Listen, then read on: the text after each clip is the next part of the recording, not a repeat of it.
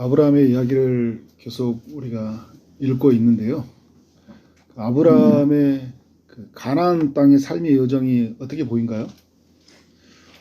75세의 나이, 낯선 땅에서 살아야 했거든요. 이미 터를 잡고 거주하는 이들 속에서 들어가는 삶입니다.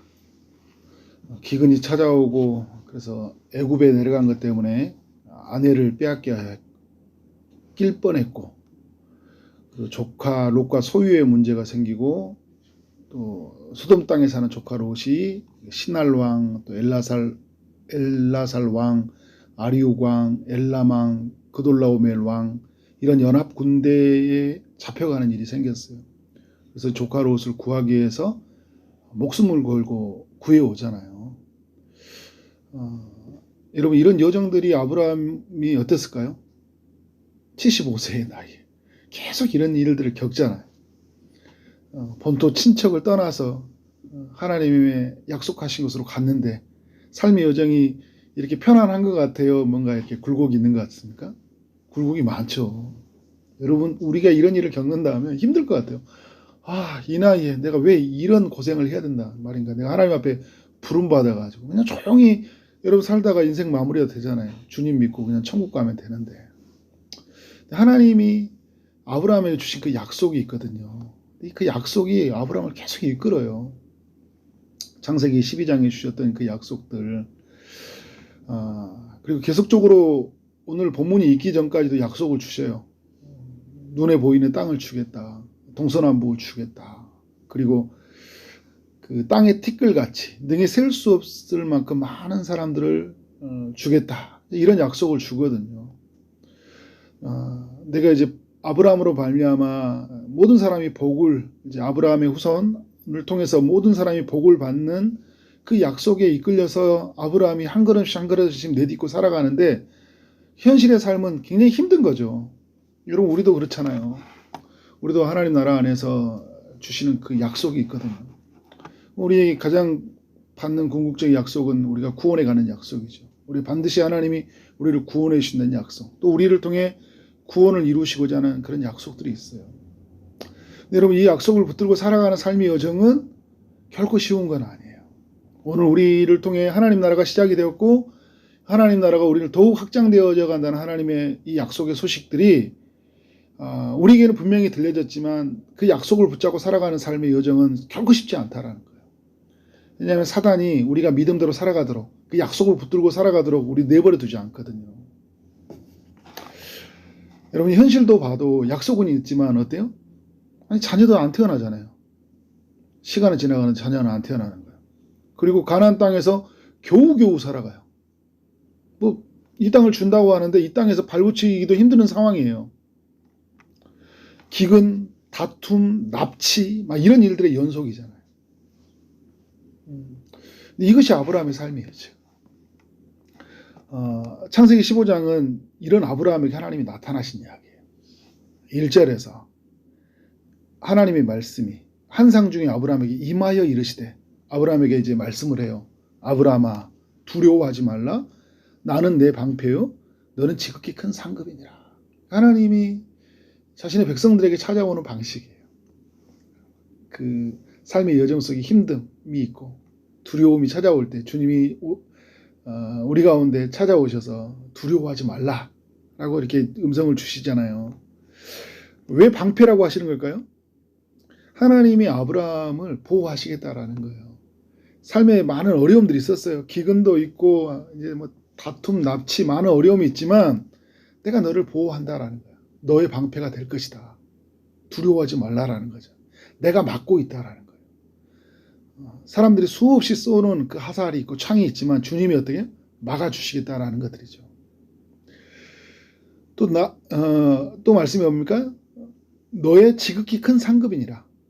하나님 자체가 어떻게 해요? 아브라함에게 큰 상급이라는 거예요. 다른 게 아니다. 내가 있다라는 거잖아요.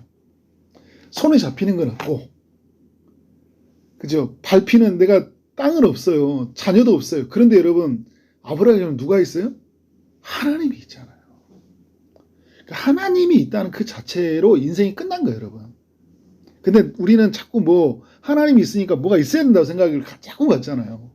내가 있다라는 거예요. 하나님의 때 하나님의 방법을 신뢰하고 우리는 누구를 붙잡고 살아가는 거예요? 하나님을.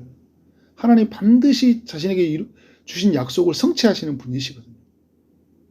이후에 하나님께서 그가 받아야 될 응답, 그가 받아야 될 상을 하나님 예비해 놓으셨어요. 그래서 여러분, 아브라함은 이 하나님을 믿고 오늘을 어떻게 버티고 살아가야 되겠죠. 오늘 우리 믿음의 삶의 여정도 마찬가지. 우리는 하나님을 믿어야 된다. 그가 주신 약속이 반드시 성취된 것을 믿고 눈앞에 아무것도 보이지 않을지라도 어떻게 해요? 오늘 우리는 신실하게 믿음의 걸음을 한 걸음씩 내딛고 살아야 된다. 아브라함이 여러분 그런데 어떻게 반응해요? 이렇게 하나님 말씀하는데도 불구하고 하나님 찾아오셨을 때 여호와여 무엇을 내게 주시려고 하시나이까? 나는 자식이 없사오니 나의 상속자는 이 다메섹 사람 엘리에셀이니이다. 하나님이 내가 너의 상급이다 라고 이야기하니까 하나님 뭐 아무것도 없잖아요. 상급이라고 했는데 이제 말하는 거예요. 아무것도 없잖아요. 아무것도 없으면 이제 아브라함이 이제 하나님 앞에 답을 제시한 거예요. 하나님이 이미 답을 가지고 있는데 내가 생각해 보니까 나는 나이도 먹었고 나는 이제 아무것도 안 될 것 같으니까 내 밑에 있는 신실한 종 엘리에셀 그 사람을 상속자로 삼아서 하나님이 이루시고자 하는 그 약속을 성취하는 건 어떨까요? 굉장히 자기 나름대로 계산이 한 거예요. 자기 몸으로 안 될 것 같으니까 자기 수준만큼 어떻게 해요? 하나님을 계속 생각하는 거예요. 하나님을 자기 생각 안에 가두고 있는 거잖아요. 그래 여러분 고대 근동의 법이에요. 그 고대 근동에 가지고 있는 그 관습 중에 하나예요. 얘가 자녀가 태어나지 않으면 다른 사람을 자신의 자녀로 양자로 삼아가지고 그에게 상속을 해주는 거죠. 상속자의 제도 중에 하나예요. 사람들이 쓰는 일반적인 방법을 가지고 하나님 배우는 거예요. 다른 사람을 상속시키는 것보다 자기에게 충성된 종, 이 엘리에셀이라는 사람이 굉장히 충성된 종이거든요. 이 충성된 종에게 상속해 주는 것이 대단히 이성적이고 합리적이지 않겠냐. 누가 봐도 설득력 있는 그 상속자일 것 같다. 그래서 하나님 앞에 이제 의견을 말하니까 하나님께서 어떻게 말합니까? 주께서 내게 씨를 주지 이제 4절에서 여호와의 말씀이 그에게 임하여 이르시되 그 사람이 너의 상속자가 아니라 너의 몸에서 날짜가 내 상속자가 될 것이니라 이렇게 말씀을 하고 있어요. 너의 상속자가. 하나님은 아브라함을 불러서 별과 같은 자손을 주신다고 약속해 주셨을 때는 양자 삼아가지고 그렇게 주신 약속이 아니라 너의 몸에서 어떻게 해요? 날짜로 말미암아 상속자를 삼고 그를 통해 별과 같은 자손을 이룰 것이라는 하나님의 약속인 거예요. 아브라함이 여러분 처음부터 이 생각을 했을까 못했을까요? 이 약속이 분명히 있었죠. 그런데 자신의 몸을 보고 상황을 보니까 현실에는 아무런 응답이 없고 늘 그런 삶 안에 고난과 고통이 있다 보니까 어떻게 해요? 현실 가능한 것 속에서 하나님의 일들을 이렇게 생각하는 거예요. 지극히 축소되어서 제한해서 하나님의 일들을 바라보고 있는 거죠. 아브라함의 생각이고 이건 하나님의 생각이 아닌 거예요.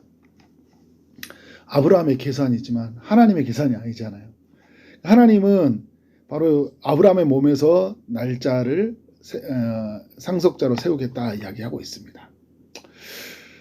그래서 여러분 우리가 생각해야 될 때 우리는 늘 하나님 중심으로 생각해야 된다. 하나님의 방법으로 나아가야 된다라는 거예요. 그래서 아브라함이 이제 하나님 안에서 이렇게 자꾸 자기 생각이 강하니까 하나님이 하시는 일이 뭐예요? 5절에 보니까 그를 이끌고 밖으로 나가.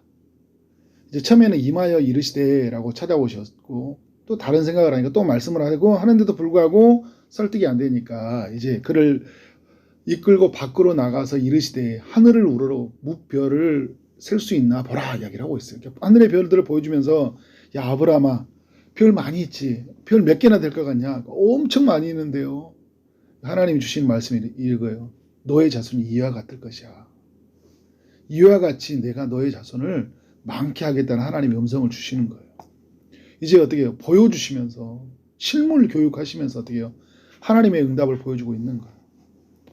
아브라함이 어떻게 해야 됩니까? 하나님의 이 약속을 믿어야죠.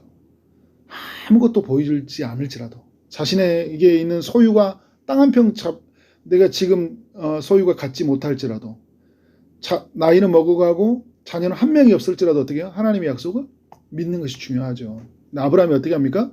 6절을 보니까 아브라함이 여호와를 믿으니 라고 이야기합니다. 믿음이라는 단어가 첫 번째 등장하는 거예요. 믿으니 라고 하고 있어요. 하나님이 믿어진 거예요.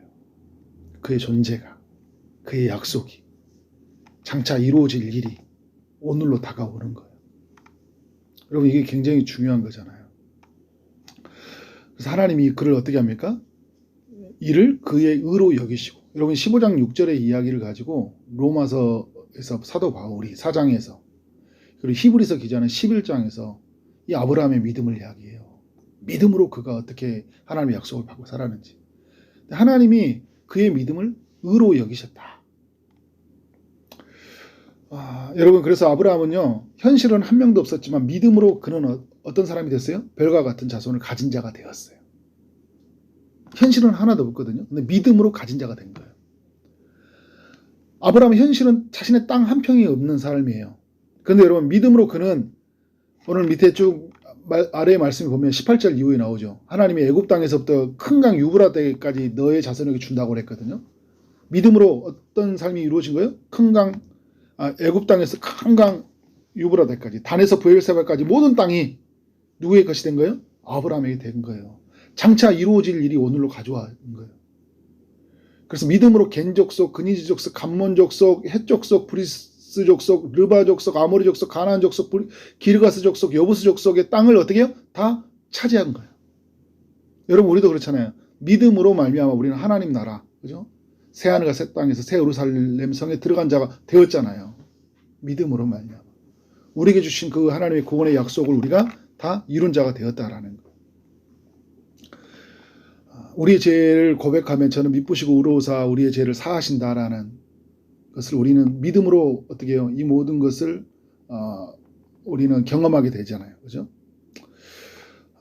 우리는 하나님 우리를 죄를 용서해 주시고 구원해 주시고 기도에 응답해 주시고 우리의 삶을 궁극적으로 승리해 주시고 우리를 의의 길로 인도해 주신다는 이 약속을 우리는 다 가진 자가 된 거예요.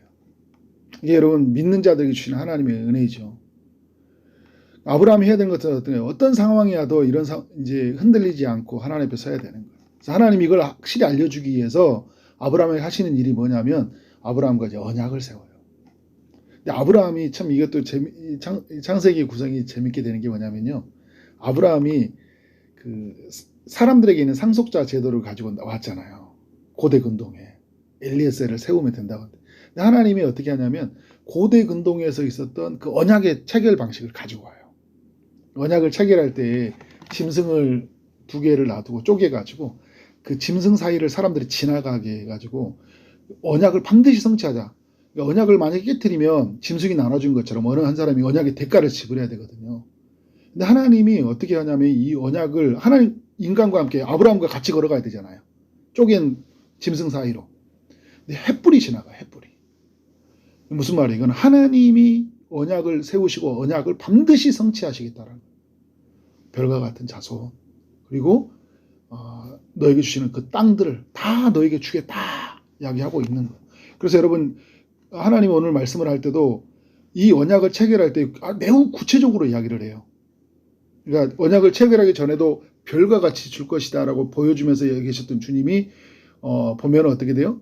13절 이하에 보니까 그의 자손이 이방 땅에서 객이 되어서 400년 동안을 너의 자손을 괴롭게 한다. 그래서 400년 동안 후에 어떻게 해요? 큰 재물을 이끌고 돌아올 것이다 이야기를 하고 있어요. 16절에 보면 4대 만에 이 땅으로 돌아올 것이다. 아브라함, 이삭, 야곱, 요셉 큰 이 족장들의 시대를 끝나고 어떻게 돼요? 돌아온다는 약속들. 그러니까 아브라함의 때가 아니라 이후에 4대 만에 그리고 400년 후 이제 애굽에 종살이하고 있을 때 그 400년 후라는 그 약속의 말씀을 주시고 또 구체적으로 어떤 땅에 거하게 될지까지, 그러니까